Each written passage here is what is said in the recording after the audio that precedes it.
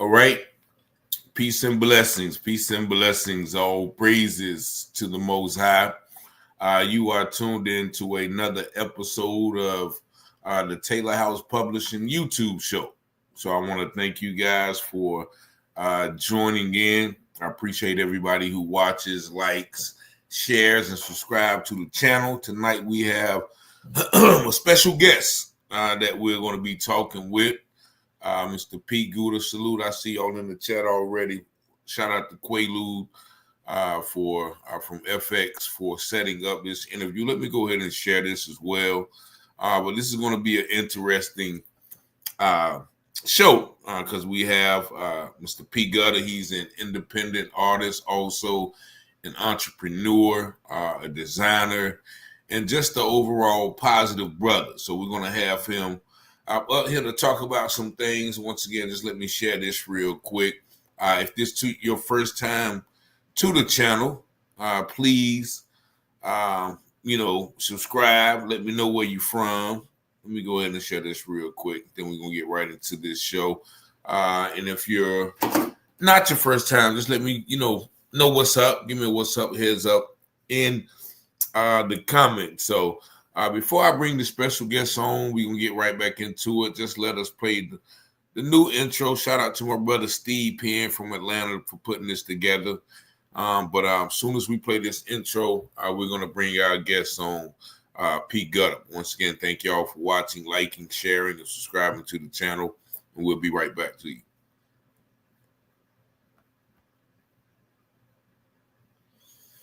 Scripture says all things that are hidden shall be revealed, and those things done in secret shall be exposed on the mountaintop. Let's go, Rich. You watching Taylor House Publishing, breaking news coverage. Give you the truth before fake news throw mud in it. Before the jury decide and the judge discover it, you should tune in to Taylor House Publishing. Taylor House Publishing, breaking news coverage. The propaganda grammar, don't believe none of it. Before the jury decide and the judge discover it, you should tune in to Taylor House Publishing. Taylor House Publishing, breaking news coverage.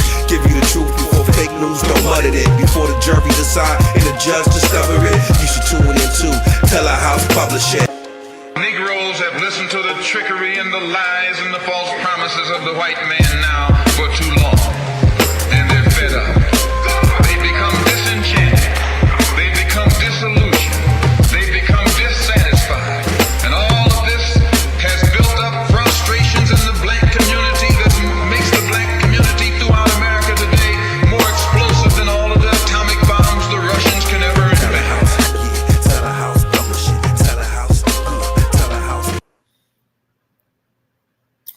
All right, so without further ado, I'm going to bring my guest on, P. Gouda.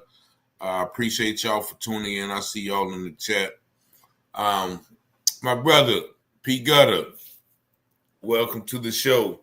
And like I was telling the people, this is a different kind of show. We're going to bring on a guest. I told him that you are, an independent artist, a fashion designer, and overall positive brother. So thank you for taking the time to join us tonight. How you doing?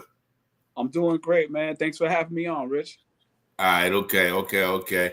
So tell the people a little bit about yourself. We're just going to, get into who you are, give the people an idea of who you are. Yeah, so you gave them kind of a brief introduction, and the way that I like to introduce myself always is as a serial entrepreneur. Just because I've been in sales, legally, illegally, but it's like I try to put a positive light on the word hustler. I put it that way. You understand what I'm saying? So it's like hustler usually has like a negative, connotation on it, and really a hustler is just somebody who, no matter what their situation, you know what I'm saying, they find a way to still come out on top. And that's really who I am at heart. So yes, I am a business owner. I am an independent recording artist. But at the end of the day, I try to help transfer the different life skills that I've attained, throughout my lifetime. And I try to transfer those to other people and let my life and how I use my hustling ways and talents to overcome a lot of adversities and pass those kind of like tools over to other people, and definitely including the next generation that's coming up. Definitely. So where are you from? Where are you from? Born and raised? Where are you at now? Yeah, so I'm from upstate New York. I'm from Albany, New York. Um, so the part of Albany that I'm from is called Arbor Hill. So so just like a hood in any other inner city, you know what I'm saying? It's a low income area, a lot of projects, you know what I'm saying, and everything that comes with that, crime and everything else. But like I said, I've been able to be one of the people who've been able to come from that upbringing and really generations of that upbringing. You know what I'm saying? So it's like my parents, they came up. So like my mother, she grew up uptown, you know what I'm saying, in the impoverished area, and then my father, he grew up downtown. You know what I'm saying? But same type of demographic. So when I was born, you know what I'm saying, I was born into the same type of low income, impoverished type of situation. But was able to watch, you know what I'm saying, like my mother, like as a single mother, like hustle and work her way, you know what I'm saying, like up out of it. So people who are not familiar with upstate New York, I think they're starting to get a lot more familiar with upstate New York because of the independent artists from upstate New York who have now started to get deals with major labels. So there's the rap group Griselda from Buffalo who got signed by Eminem to Shady Records back in, I believe it was like 2017. And their whole thing was like mine. It was like shedding a light like on this part of the state that really didn't get really any type of light on like what's going on there. So they're dealing Buffalo is where those guys are from. They're dealing with the same type of things that we're dealing with, you know what I'm saying, in Albany, just like on a different level. And then you have some cats coming out from Rochester, New York, Syracuse, New York. You know what I'm saying? So it's like it's starting to get a lot more attention because of the music. And that's like I said, I use that as another tool to where I use my music to kind of shed light on what's going on in my area. A lot of people are not aware that Albany, New York, where I'm from, is consistently rated as one of the top like murder capitals, like per capita. Like we're always at the top of the list, you know what I'm saying? And the same thing, especially in the summertime. So just this 4th of July, you know what I'm saying? We had like mass shootings and things like that. But it's ongoing. But if there's nobody, you know what I'm saying, like to talk about it, then we can't even start to mend the problem if there's nobody talking about what's going on in these areas. A lot of people just look at, okay, there's New York State, there's New York City, there's the 5 boroughs in New York City, and then everything above that, you know what I'm saying? Oh, that's woods, that's country, that's farmland. Yeah. Like yeah. that's 100% opposite of what's really going on. Yeah, so because once again, I think of Albany, and it's hard to realize because I had to ask somebody last night that's from Albany. Actually, it's funny that we're talking today. Okay. Because I was like, "Isn't Albany the capital of New York?" And it was like, "Yeah." So, but of course, New York. Many people would think that New York is the capital of New York. Because that's where all the attention is focused on. So yes, it's marketed that way. Yeah. They think that because it's marketed that way. Yeah. So so growing up in Albany, how did you, I guess, navigate all of the things that you're talking about as far as the upbringing, the poverty?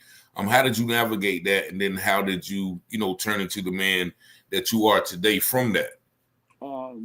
Well, as far as like making it and like surviving and stuff like that, like I can't really take none of the credit, for that. So it's like it wasn't a type of thing to where I didn't have any parents. My mother was a single parent, you know what I'm saying? But she was a present single parent, you know what I'm saying? It wasn't like the type of thing to where she was gone 24 hours a day and I had to like raise myself and figure it out. It was the exact opposite. With her growing up in that area, and knowing all the dangers, you know what I'm saying, that was present right outside of our door, she did everything that she possibly could to shield me and guard me, you know what I'm saying, like from that.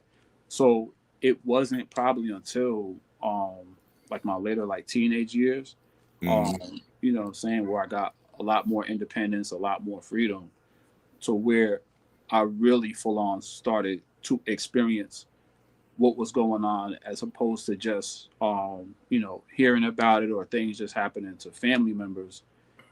Now when I'm like, you know, 14, 15, 16, now I'm actually out in the street and I'm experiencing the same things, you know, firsthand. But it definitely, later in life, it definitely gave me a big appreciation for what my mother did to guard me from that, for me to even be able to make it, you know what I'm saying, to 14, 15, 16, because I had schoolmates, you know what I'm saying, who was dying, you know what I'm saying, and single digits, 10 years old, stuff like that, just because they really they really were unleashed out into the streets, you know what I'm saying, from toddler age Okay. and things of that nature. So, like I said, the first and foremost, I have to give all the credit to God and my mother for everything, you know, that she sacrificed to make sure that she was present in there, you know, to keep me protected as much as possible. But like you said, like we all grow up, and then it's your own decisions of what, you know, what you what you're gonna do about that. Yeah. Yeah. Um, so I definitely made, you know, a ton of wrong decisions. You know what I'm saying? Just I would say like two part. Number one is being naive to the danger level, from being guarded from so long, being naive to the amount um of the of really the toxicity that was in our city. You know what I'm saying? Like how really deep it really went. It's actually like multi-layered. There's a lot of different stuff going on. So being naive to just how deep, you know, the criminal world goes in my area, in the surrounding areas, and then also kind of that trauma that a lot of times is not a, you know, addressed, or you know, there's nobody comes to like really help you deal with a lot of the trauma that you go through living in a lot of these high crime areas, where I said again, even when it wasn't happening to me personally, I was still losing friends, close friends, and family members to what was going on in the streets. So mentally, you know what I'm saying, it messes with your perspective. So I had a very close family member who me and him, we were cousins, but we grew up like brothers. But unfortunately, you know, he died when I was like probably like 16. I want to say 16, 17. Like we was both getting ready. You know, we were preparing for like graduation. We was preparing for college and all of that. And then to watch him lose his life like before he even got to like graduate, and for him to be like that close to me, it totally skewed like my whole perspective like on life, period. So when you're seeing people who are not growing old, you know, and dying, like living out their whole life, and you seeing people, you know what I'm saying, die at young ages, you're really not thinking about the future. Your plans is not based on long term. You're making short term plans, and that way of thinking guided a lot of my decisions, to where number one, I'm not thinking about long term, but also, like I said, when I'm talking about the trauma, a lot of the trauma actually makes us devalue our own lives.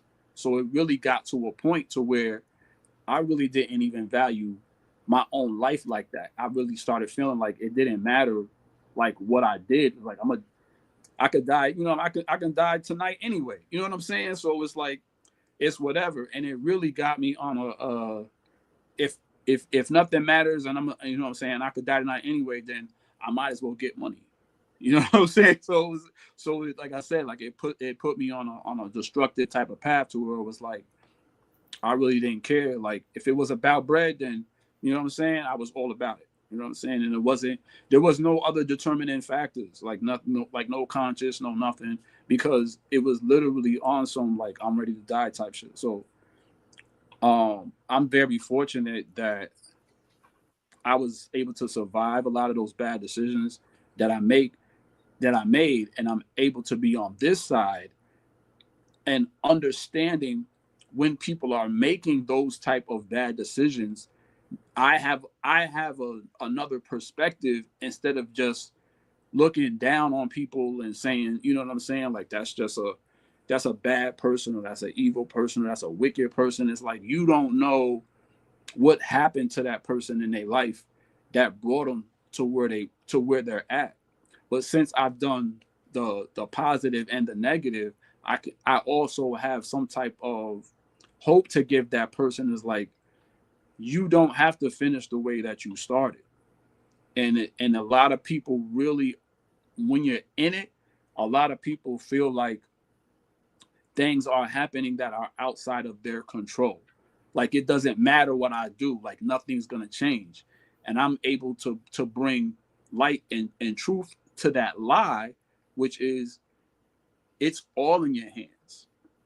Everybody that's out here, no matter what happened to you, everybody that's on this planet is literally living the lives that they've built with the decisions that they've made. And once I realized that I was the one that was holding the cards, and I was the one that had all the power over what the rest of my life would be like, that's when everything changed. Because it was like I wasn't leaving it to somebody else's hands. Like, this person is, you know what I'm saying, is blocking me from being able to do this, that, and the third, or no matter what I do, like I'm just gonna end up keep going to jail and stuff. It's like, no, like all of that is lies. And once you get to that point in your mind where you realize like your brain is actually the most powerful thing that's in your life, because anytime you're presented with any type of situation or event, it's not about what happens, it's about what you decide to be your next action after that happens. So I'm able to people who are open to listen, and people who want to change their current situation. I have a lot of tools to give those people, starting with my own children. You know what I'm saying? So it's like I have been able to get all of my children. I had 3 boys and a girl. My youngest is my baby girl. She just graduated from high school. Okay. I've been able to graduate 4 children, you know what I'm saying, who all did very well throughout all of their schooling. And you know what I'm saying, and none of the things that you know my close family members went through, that I went through, they haven't had to experience any of that. Now, of course, they're going to experience loss because of other people, but I'm just saying about, they haven't had to make like the same type of struggles and tough decisions that I had to make, because I made sure I did everything in my power once I knew I was going to be a parent, to get them out of those environments where they were going to have to make those type of tough decisions, to where it was like I was never able to like just go to school. You know what I'm saying? Like just go to school and just learn, and that's all I did. It was like, no, like it was going to school, it was like being like on an episode of like Survivor. You know what I'm saying? So it was like actually learning and stuff like that. Like that was the last thing. You know what I'm saying? You was trying to survive every day. So it was like I was like, I don't want my kids, you know what I'm saying, growing up and going to school with that type of pressure or mentality on them. I was like, I want them to be able to just focus on schoolwork and scholastics and stuff like that. So I've been fortunate enough to see that. So they've firsthand been able to see my life the way it is now, but they also saw a time in my life to where they were small and I didn't have it the way I have it, the way I do right now. But they saw me constantly working as like, we can't be, you know, satisfied with the way that things are. They saw me turn the hustle, you know what I'm saying, into a positive thing. And they saw me doing the right things, hustling to get us out of bad situations. And they would see a level up, you know what I'm saying? Like year after year, they would see a level up. And they saw me also not depend on an employer to do the level up. It was like, yeah, I went out and had a job, but I had 3 or 4 other hustles, you know what I'm saying? Because I knew I was like, man, that job could be going tomorrow. Same thing how I was thinking about, you know, like my lifespan, how I used to think, you know, my life could be over. Like I was like, I don't trust a job like that. I have to have something that I have control over, that I can't get fired from. So with them all coming up and watching firsthand me be a serial entrepreneur, they all grew up with the same mentality. Like, yeah, I'm going to school or whatever, I get a job or whatever, but they all figured out some type of way to get their own bag on their own. And that's something that I'm actually the most proud of outside of any of the things that I've accomplished in music and business. Is just, I know that I've ushered in a whole nother generation of human beings who learned how to be self-sufficient and make good decisions. All right. And so something you said that I guess struck me was when you were talking about the mindset that you had where you really didn't care. Was there any events that begin to change your mindset to, okay, well, your life is more than about that? And how did you change that mindset? Yeah. So how did you make that transition to, being whatever I got to do to get money into, okay, let's do this a different way? Nah, definitely. It was exactly the way you said it. It was definitely an event. So that life event was me finding out that I was going to be a father. Mm-hmm. So once I found out that my first son, you know what I'm saying, that his mom was pregnant with my first son, like, he wasn't even here yet. But it was like the day that I found out that I was going to be a parent, like, I took that kind of responsibility very seriously. And like, that's why I said I always have to bring it back to what my mother did to sacrifice for me. The sacrifices that she was making through her actions was showing me what a parent needs to be to a child. So it didn't matter that my father wasn't around. I had one parent who made sure they was around, and they showed me this is the blueprint. So once I knew that I was going to be a father, I knew what was expected of me and the responsibility that was on me, to where, okay, everything that happened up to this point has no more meaning. Whatever dreams, aspirations, all that is out the window now. Everything is about this new life that's coming into the world that I am personally responsible for. And that's what changed the mindset, because I'm not going to lie to you. In that moment, my own life worth, that didn't change. But the life worth of the child that was coming into the world, you know what I'm saying, was you know what I'm saying, it superseded all of that. So it took a long time of me focusing on doing whatever I have to do to provide for my child and making multiple good decisions before it started to transfer over to me, and I started to also care about my own self and what happened to me. But again, the realization is I can't be there for this child if I'm not here. Exactly. You know what I'm saying? And I'm not here doesn't have to be dead. I'm not here could just be incarcerated. Mm-hmm. So, like I said, it wasn't instant. There was a time period when my children were small and I was incarcerated. And I talk about this, in the new songs, that I had put out about that mentality of, all about the money and stuff like that, and the different lies that's told to us in the street. And the reality of actually being incarcerated and your kids being on the outside. And there's times where it, they don't get a pass, like, to really be able to see your own freaking kids. You know what I'm saying? So I miss, you know what I'm saying? I've been incarcerated, like, on holidays and stuff like that, when all I want to do was be around, my children. And that was kind of like a selfish thing. It wasn't so much that I was thinking about, oh man, my kids ain't got my dad. I'm like, man, I ain't got my kids. I have no access to my children. Anything that's happening to them, I can't do nothing about it. You know what I'm saying? So exactly. It really made me see, is like, this can't happen again.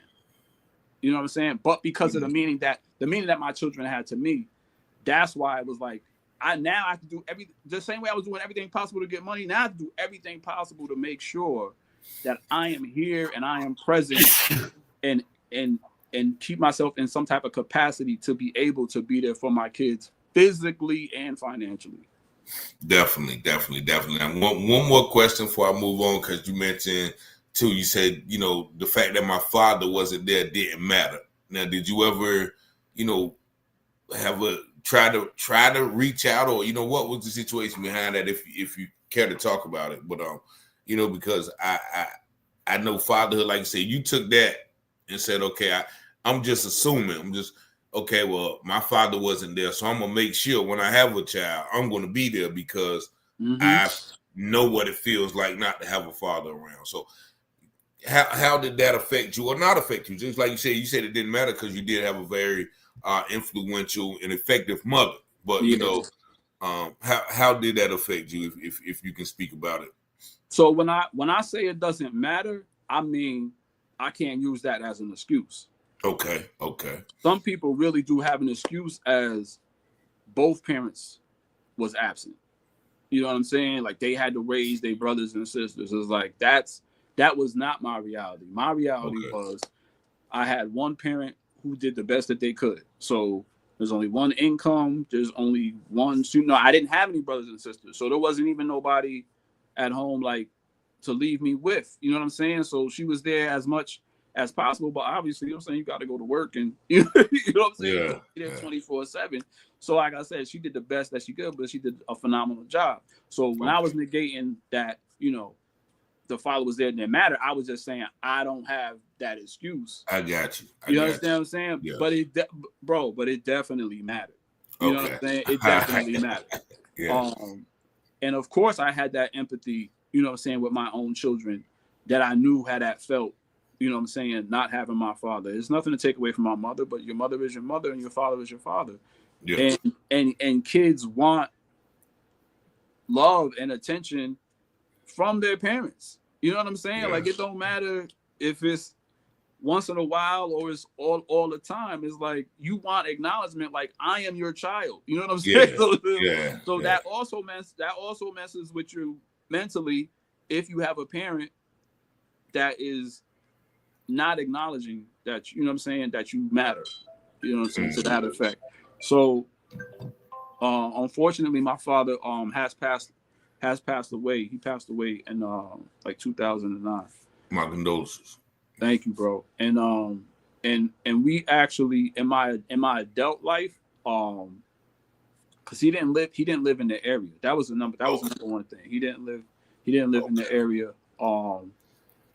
So when he found out, you know, that he had basically a terminal illness, he ended up moving back to the area because this is where he was from. You know what I'm saying? This is where his mother was and stuff like that. So he pretty much just came back to the area really just to pass away. I'll just put it that way. Okay. But you know, everybody, you know, says like God's plans and your plans don't have nothing to do with each other. So he actually ended up living a pretty good while after. I want to say maybe like, let's say 5 years after he came. Okay. You know what I'm saying? And shout out to my moms because she never wanted to be the person who poisoned my brain about my father. It was like she can't control what choices that he made, whether to be there or not. But she was not going to add anything on to whatever way I felt about him. Definitely. So when he came back to the area, of course, I had my own experiences with him of, you know, not being there or not keeping promises or whatever. But it was nothing added onto it. So since there was nothing added onto it, it's like all he really had to do was at that time be around and at that time keep his word, and we was able to build a relationship, you know what I'm saying, from that. You know what I'm saying? Because my mother didn't poison that relationship. And I wanted to say that out loud on here as a message to any mothers that could possibly be watching this, and to let them know you're doing your child a disservice by robbing them of having a relationship with their father, whether you want them to or not. So, and I'm not saying that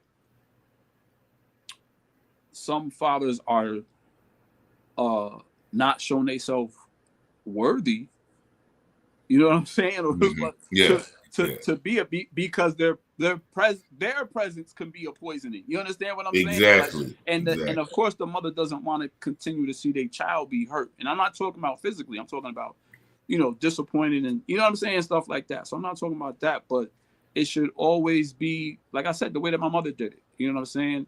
Whatever actions that father is doing that's causing the child to feel however they feel about their parent, like let it stop there. Like don't add nothing onto it, because first of all, none of us is perfect. Let's just start there.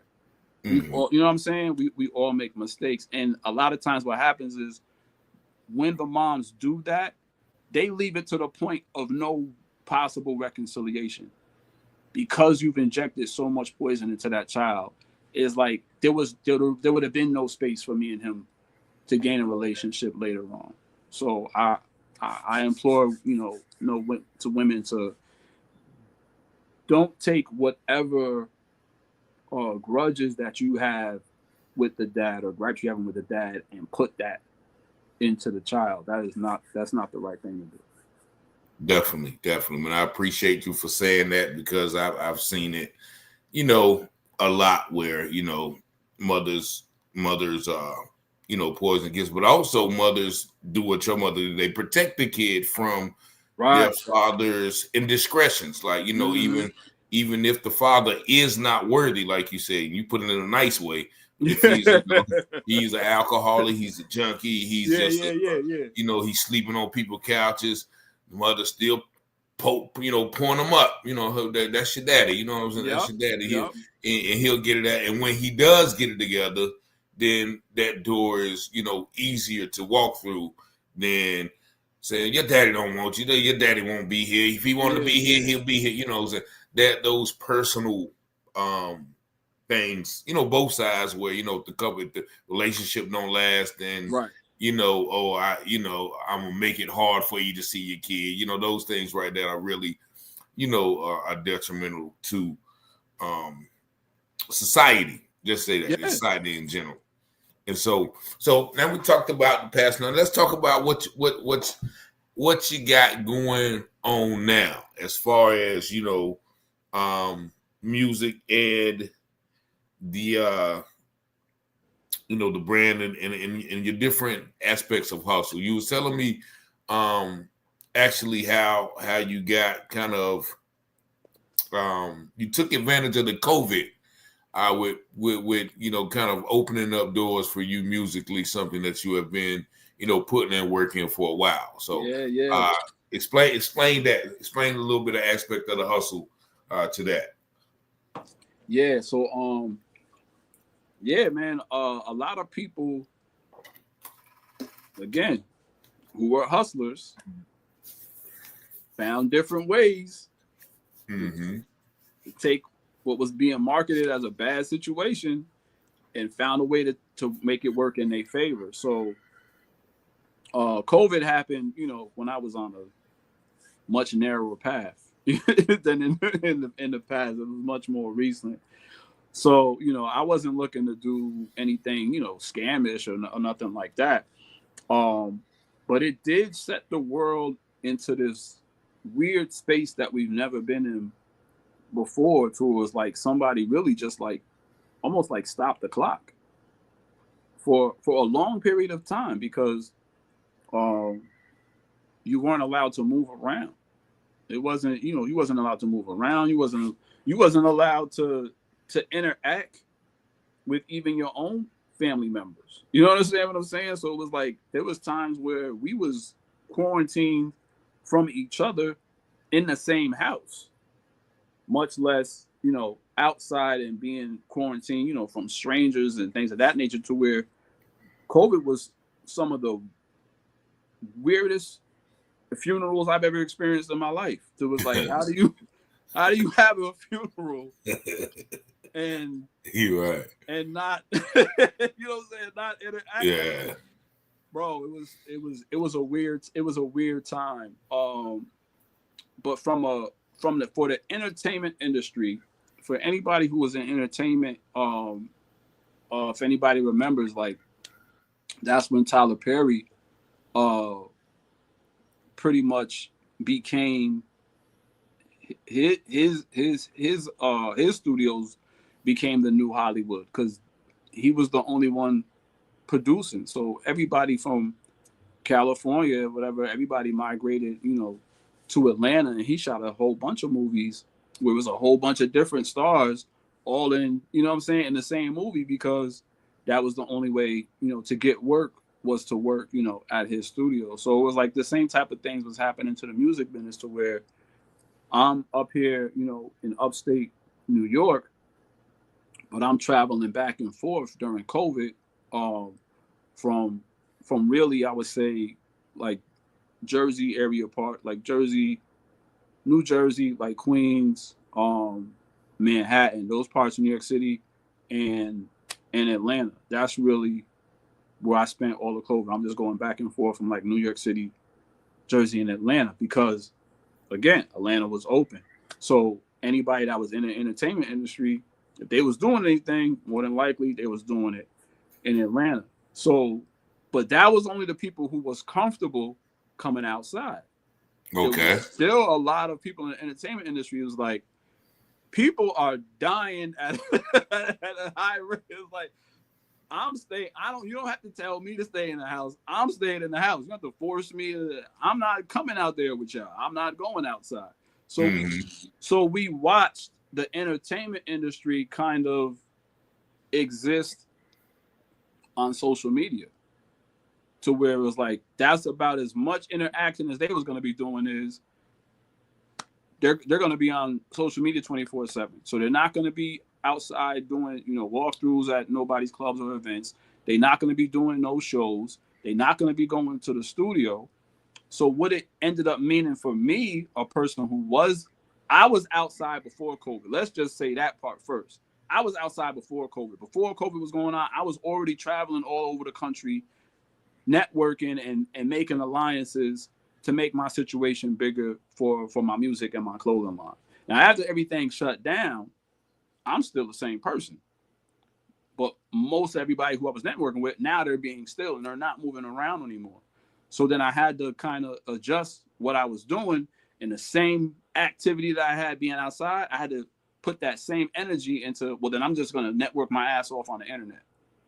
And that ended up turning out big dividends because now these people are forced to not go anywhere. Instagram really started turning into, if you had somebody's Instagram, it was almost the same thing as having their personal phone number. Because if you DM somebody, more than likely, they already had their phone in their hand. They sitting around, they're not busy doing nothing. They're literally just waiting for any type of interaction. A lot of people, they were doing, if you watch like this Instagram Live, they would just be sitting there on Instagram Live, like bored and shit. So, so everybody that I'm DMing, you know what I'm saying, in the industry, not only am I DMing them, bro, I got a bag. Like I said, I was really outside before COVID. So yeah. I had a lot of inventory of clothing. I had a lot of inventory of sneakers. I've been a sneaker reseller since 2016. COVID didn't happen until like 2019, 2020. Okay. So I got a good 3 or 4 years in. I got a nice stockpile. You know what I'm saying? And because of that, I now have assets that are worth way more than they were before COVID because, again, no stores are open. You can't go to the store and get no clothes. You can't go to the store and get no sneakers. So now you're trying to rely on the internet to try to order stuff. But again, everything is shut down. So now stuff that used to get to you in 2 weeks, it could take 3 months to get to you. And you don't know it's not. So I saw somebody who had ready product on hand. Bro, I was the plug.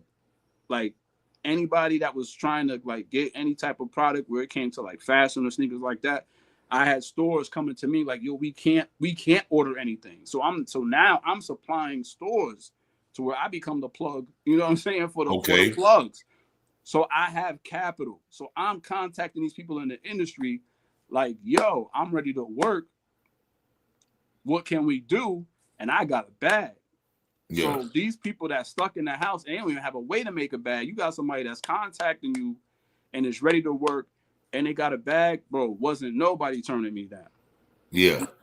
So that turned into a whole lot of really, really good situations that once everything did open back up, bro, I was on a whole nother level by the time everything opened back up. I was not the same person before COVID, because now I have relationships with higher persons of interest, for one thing, but on top of that, I now have product, as far as I have songs with some of the top people in the industry that, had that not happened, I might not have even been able to even ever reach these people.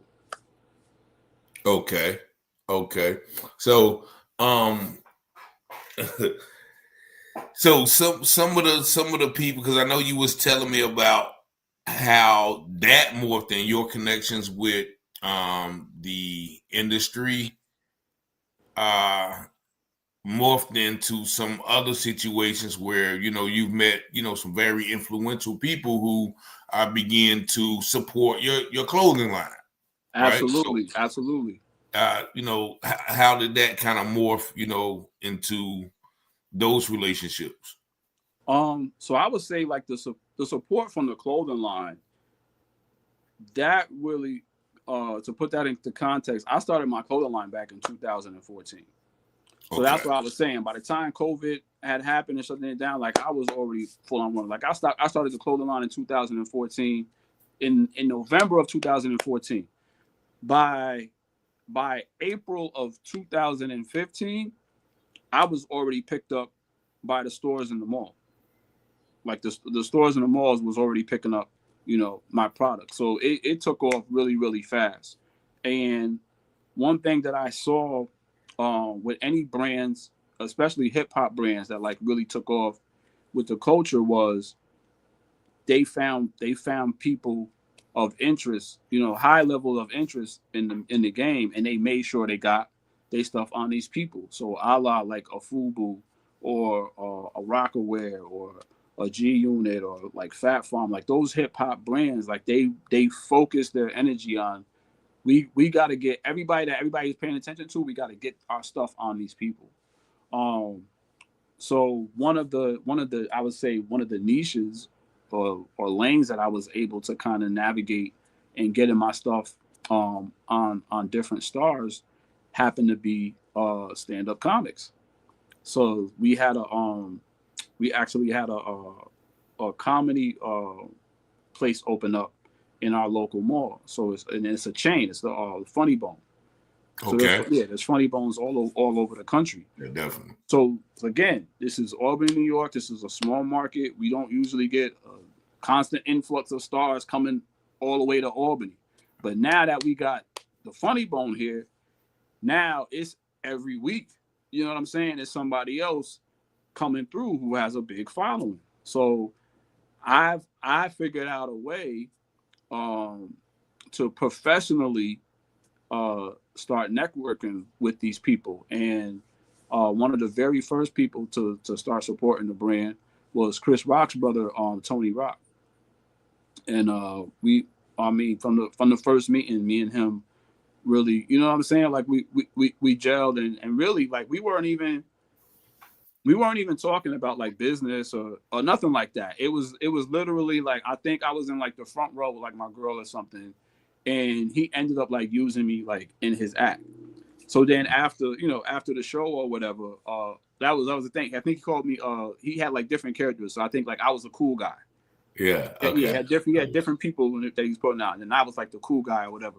So after the show, they do like meet and greets or whatever after the show. It's not even like a thing where they charge or anything. It's just like the artists, the artists that are personable, they'll hang out after the shows and, you know what I'm saying, do pictures or whatever. Mm-hmm. So when it's my turn to take a picture with Tony, that's the first thing he says when he sees my face. He's like, "Oh, the cool guy." Yeah. You know what I'm saying? So I was like, so after we, do the picture or stuff like that or whatever, I'm like, he recognized me or whatever. My wheels start clicking. I'm like, I got to find out who his manager is, because I understand business. And I know that the people that make the business decisions is not the talent. It's the manager. Okay. So now I'm asking him, like, yo, where's is your manager with you and stuff like that? He points out his manager. So everybody continues to do, their meet and greet thing, whatever. They fanned out. I'm in business mode now. I'm hustling now. I'm trying to find my end. So I start politicking with the manager or whatever. Me and him hit it off. And then he's like, yo, again, with the cool guy persona, they're in foreign lands. They don't know what's going on in Albany. They don't know what's popping in Albany or whatever. So he's trying to find out from a nightlife aspect, like what's going on out here. So, you know, I know a couple of spots or whatever. And then so we actually all end up after the show and everything is over, we all end up, I get invited to come, you know what I'm saying, hang out with them, and I kind of like show them around the city and stuff like that. So it's not until we already at like one of the bars or whatever in VIP, and he just happens to look down and he sees my shoes. Because remember, I'm also in the shoe game. He sees the Jordans that I got on. And of course, you know what I'm saying, they not the regular, they some rare stuff you don't usually see. So it like caught his eye or whatever. Because he's from Brooklyn. You know what I'm saying? Tony's from Brooklyn. His whole family's from Brooklyn or whatever. So they Jordan people or whatever. So I letting him know, you know, I got like a sneaker hustle, that's that, and the third. I'm like, I also got a clothing line. You know what I'm saying? And I created the clothing line to match all the new, you know, Jordan drops and stuff that comes out. So now he's very interested. He wants to see this stuff. So he invites me to come back because he's doing multiple dates. He's doing like 2 shows one day, the next day he's doing 2 more shows. Now they invite me back. So now I'm like, okay, now I'm all the way in. So when I come back, I got bags of merch. I got care package for him, everybody in their entourage. You know, they do a bunch of promo for me, like right there, you know, in the green room and stuff like that. But like I said, I don't really expect this to really go anywhere because, you know what I'm saying? We hung out, but he don't really know me. You know what I'm saying? We didn't grow up together. Like, we don't have no business relationship. You know what I'm saying? I'm just looking at he's being really nice. You know what I'm saying? Like, this is a cool dude. He's being really nice. Bro, they leave. And he continues, you know, his life as a stand-up comedian. But now all of his social media posts, my brand is, like, he's wearing my brand, like, with everything that he's doing. So I had no idea that right after he had came to Albany that year, that he was in negotiations with Russell Simmons. They was bringing the Def Comedy Jam back. Yeah, but now in like in a more modern form because now we got social media, YouTube, all this stuff. So now he's working with Russell. Same thing. All the meetings that he's taking pictures about with Russell, he's got the brand on. So I'm like, yo, he didn't charge me nothing, and just over the strength of, you know, meeting me and liking the brand, he's just repping the brand. And I'm like, this is a crazy endorsement deal that I didn't have to pay anything for. Okay. And that right, like everything that happened from that let me see, okay, this is something that I should take seriously. So now I'm like, anybody that comes through the Funny Bone that has a huge following, now I'm going straight. I'm not even going to the artist no more. I'm not doing me. I'm going straight for, yo, is they manager here? Yeah. we attacking it like that. So the next person that came through who was huge was Jay Farrell from Saturday Night Live. Yeah. Had no idea everything. Like, he told me some of the stuff that he had going on when we met there, but I know everything he had going on. So I knew he was about to do like this new series for, I believe it was Netflix at the time, or like that. It was called White People Famous. That was the show that is known now, but it wasn't. He didn't even shoot like one episode back then. So he told me about that. What I didn't know is when they left here, he was headed for Paris.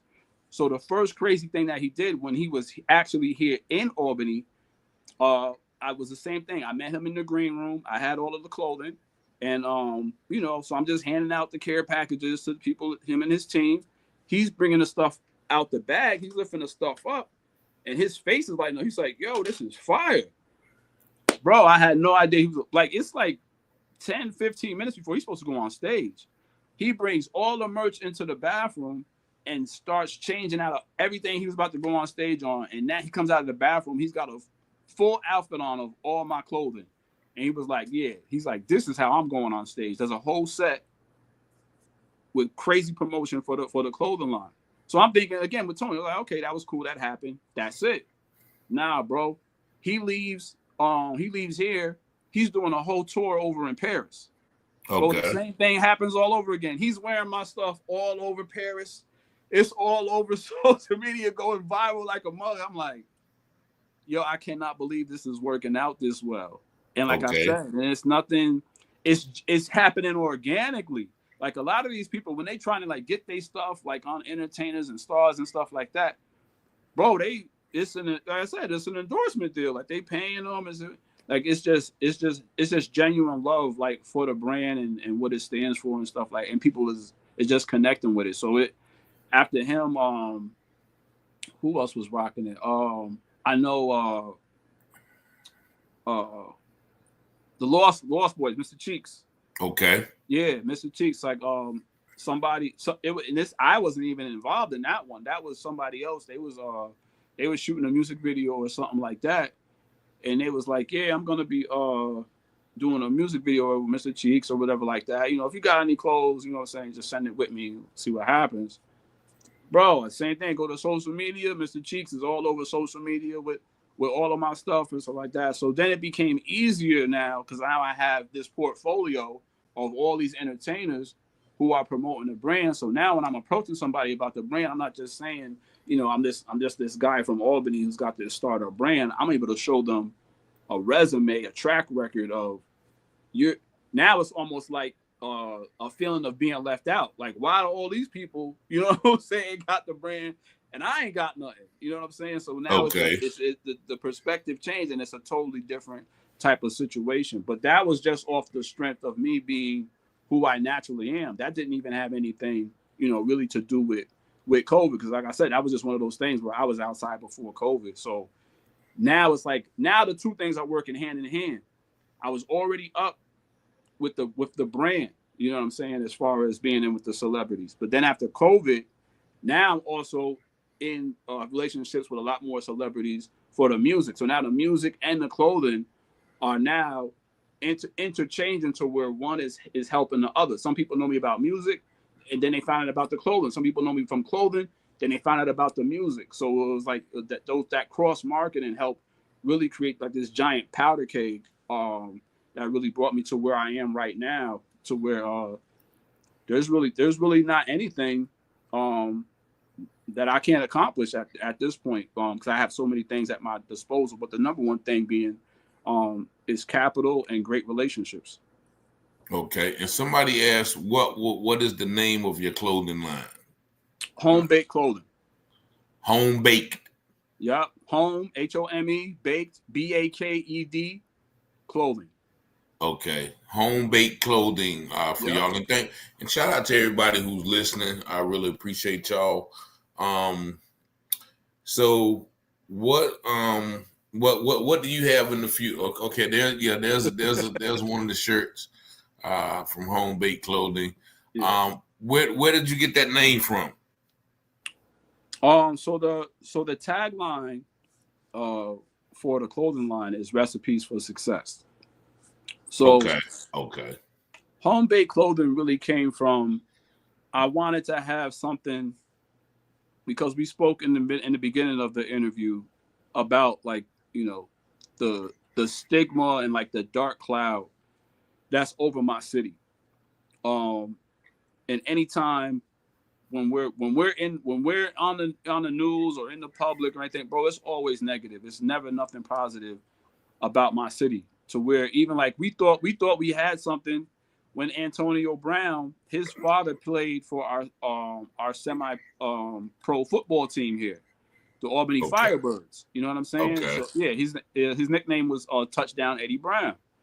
Okay. So when his son Antonio Brown, when he left the NFL, he came and became the owner, you know, of the football team that his father played for or whatever. And I was like, it was all over ESPN, bro. It only lasted like 2 days, and then it just turned into this total like disaster. I'm like, man, we can't never have nothing positive like happen for our city. So when I was developing the clothing line, I was like, man, I just want I want our city to have something to be proud of and something that they can, you know, rep and wave as a flag. You know what I'm saying? And we didn't have that. So home baked is about something that's that belongs to the city, that's our own. And I made sure that when I was making the details like of the logo and stuff like that, like it all had like subtle representations, like of the capital district specifically. So like the area code for the capital district is 518. So like the Roman numerals like in the logo make up the Roman numerals like 518, because I also know like how things can get political when we talk about like territories and stuff like that. So I didn't want anything like blatant. You know what I'm saying? So people feel like I'm repping a whole other area, but I wanted my city to know anybody that's rocking this gear, they're representing you. You know what I'm saying? And Okay. you know what I'm saying? And it's something positive. Now, recipes for success is the same thing where I'm talking to you about, you know, I want something not just positive, but something that's actually helpful.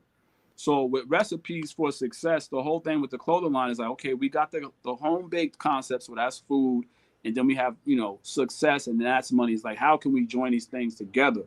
So the way I coined the brand is it's streetwear that builds wealthy habits. So you have the recipe for success is the whole thing, but then every piece of clothing that we come out with is like a different ingredient in that recipe, you know, for success. So once you collect, you know, all the pieces of the collections or whatever, you end up having the entire recipe for success. So I wanted to make sure like, okay, it's positive, it's something people are repping, that's where they from, but they're also like, we're using the brand to teach people, you know, wealthy habits. Okay. So, um, is there anything else? Because we're reaching the hour mark. So, you know, I kind of, Copy. you know, is there anything else you want the people to know about, you know, you, your brand, city, you know, your plans for the future? Just give the audience a little bit, you know, before we go on, you know, anything that you didn't touch on that you felt like you need to touch on. Yeah, so I actually have uh three big projects that I'm working on right now. But before I switch over to that, before we leave the clothing line, I just want to send a special thank you out to Tony Rock. He actually came back. He comes back to the city every year. He was here this past weekend. And that actually marked like the anniversary of almost 10 years of me and him knowing each other and working together with the clothing line. So to kind of celebrate that, we did a huge giveaway at his last show that he did, to where everybody that bought a ticket to his show, I made sure they all got a free T-shirt from my clothing line, just as a way, you know, in his name, in his honor, just to show people, you know, what type of individual he was. So shout out to Tony Rock and also the homie Trey Elliott that came up here with him, and everybody over, you know, in the rock camp. So yeah,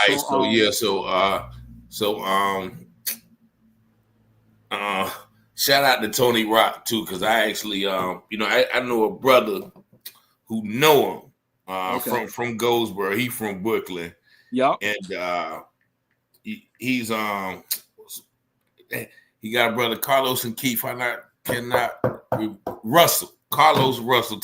Mention Carlos Russell to Tony Rock. He know him because he always with him too, and he just talks about how down to earth and chill he is. So next time you talk to Tony, tell him you know the guy from Goldsboro that know Carlos Russell. Okay. You know what I'm saying?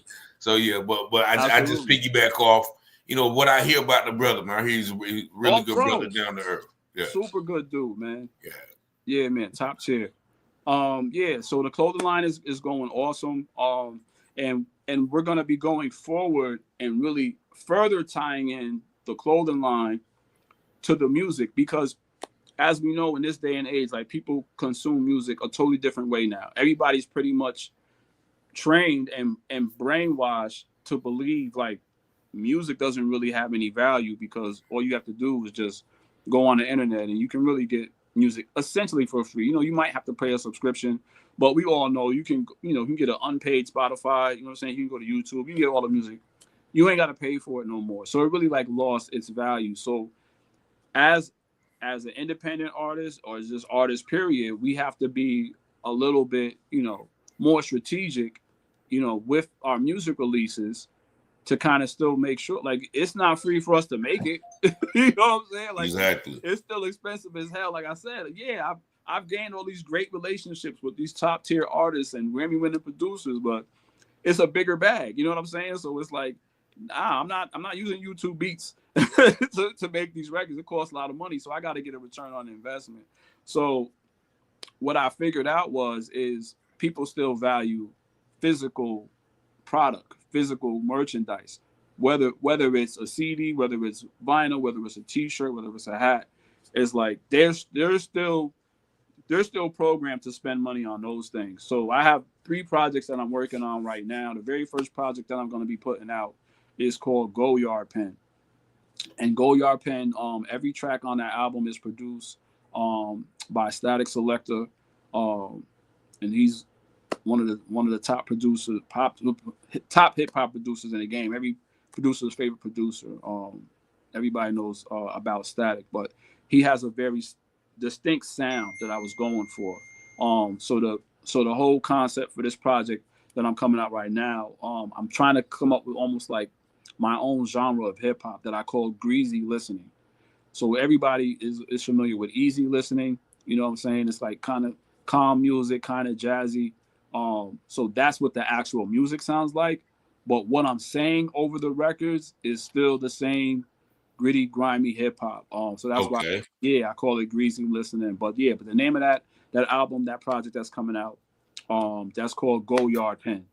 So with that one, we're making sure I'm gonna have a whole line of clothing that's coming out that's specifically just for that project. And there's really not gonna be any way to get the music other than purchasing, you know what I'm saying, like the physical product. Like we're not running to just drop it on streaming, because that's not gonna help me get my return on my investment. And then of course, Go Yard Pen is pretty much gonna be like, I would say, like the tester, to see like what is the reception and like what is the best way, to go forward with the other 2 projects that I have. Because the other projects that I have, Go Yard Pen, I don't have no features on there. It's just me and Static Selector for every song. He produced all the beats, I did all the songs. So there's no features on there. The project after that is star-studded. I've got everybody on that project. I've got Fat Joe on the project. I've got DJ Drama. I've got Jadakiss. It's a long line. Like almost every member of Gazelda is on there. Conway the Machine, Benny the Butcher is on there. Like even Redman makes an appearance on it. Like it's stacked, bro. It's really stacked. Okay. But like I said, that's even more money. So again, we want to make sure any way that we're releasing these projects, we're doing it in a way that, we're going to get a return on investment and be able to continue to put out more projects, of that magnitude. But we're not going to be able to do that if we're not making the real money off these projects. So you'll see. I have a couple of more things that I was told as far as marketing that I'm going to be doing with these projects. That when I did explain it to some people on my team, they told me, they was like, don't tell anybody that part. I didn't realize how innovative it was. I was just, like I said, I'm a serial hustler, so I'm just thinking of, innovative ways to release the project. So one of the things we're going to be doing with Go Yard Pen is something that I had no idea was never been done before, but apparently it hasn't. And until we actually release it, I'm not even going to talk about it, because we want to make it. It was like, bro, you got to get that patented and everything. It was like, that's a genius plan you got. It was like, it's going to work. So we're excited about that. Okay. Well, shout out to, once again, P Gutter for tuning in and giving us a little insight on, his life, his hustle, his plan. So, I'm pretty sure that we're going to be hearing a little bit more from him on some different topics. But, I wanted to introduce him to the family, to the audience. I thank everybody for tuning in. I thank you as well, P Gutter, for spending time with us. And y'all make sure y'all like, share, and subscribe to the video. I thank y'all for watching as well. And until next time, we're going to get back with you. But as always, peace and blessings. Peace.